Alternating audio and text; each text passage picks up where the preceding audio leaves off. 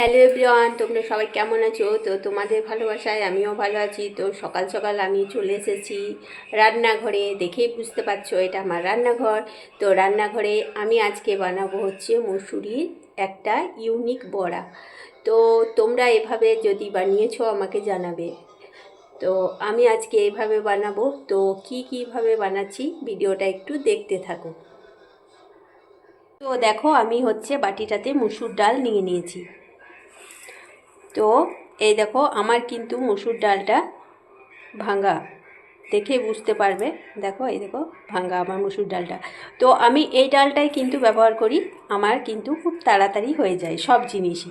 সেই জন্য আমি এটা অনলাইন থেকে অর্ডার করেছি আমার। তো আমাদের তিনজনা যেহেতু, তো তিনজনের জন্য আমি এই যে ডালটা নিয়ে নিয়েছি। তো ডালটা আমি একটু ভালো করে ধুয়ে নেব। তো মুসুর ডালটা আমি কিন্তু ভালো করে ধুয়ে নিয়েছি। এবার আমি কিন্তু জল দিয়ে আমি 1 ঘন্টা মতো কিন্তু আমি ভিজতে দেবো। তো 1 ঘন্টা আমার ভিজুক, তারপর আমি আসছি।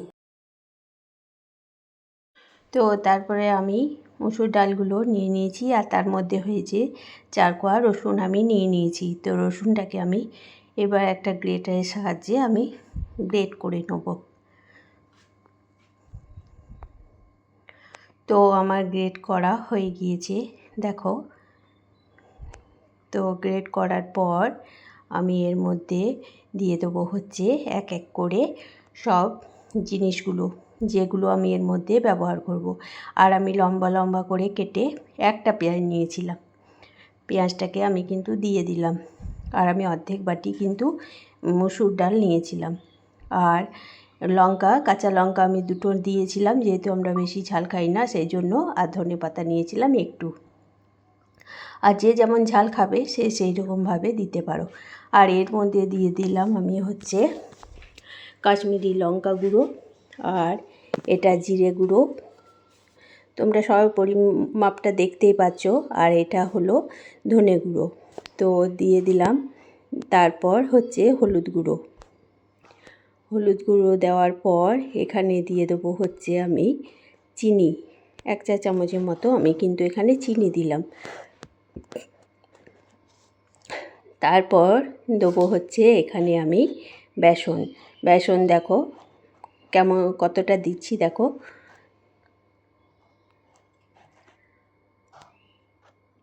চার চামচের মতো আমি বেসন দিলাম, ছোট চামচ যেহেতু।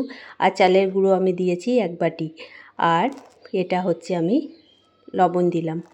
তো লবণটা দেওয়ার পর এর মধ্যে আমি মাখতে থাকবো। যেহেতু আমি এখনও জল দিইনি, আমি শুকনো শুকনো আগে মাখবো, তারপর যেমন জল লাগবে সেই রকমভাবে কিন্তু আমি জলটা দেবো। তো আমার মাখা হয়ে যাক। তারপর এই দেখো একটু একটু করে জল দেবো, যেহেতু বেশি জল দিলে কি হবে, মানে পাতলা হয়ে যাবে, ওই জন্য।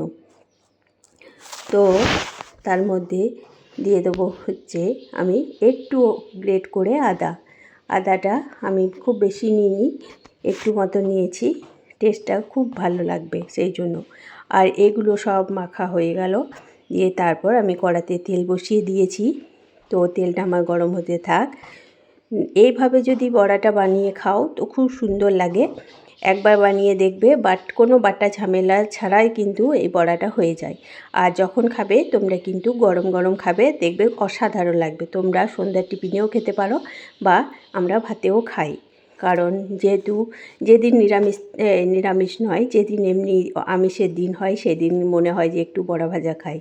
যেহেতু এটাতে পেঁয়াজ রসুন দিয়েছি বলে নিরামিষের দিন খাওয়া যাবে না। তো আমার দেখো বড়াগুলো কিন্তু লাল লাল করে ভাজা হয়ে গেল। তো আমার ভিডিও যদি ভালো লেগে থাকে তাহলে লাইক কমেন্ট শেয়ার দিয়ে পাশে থাকবে। আজ আর টাটা।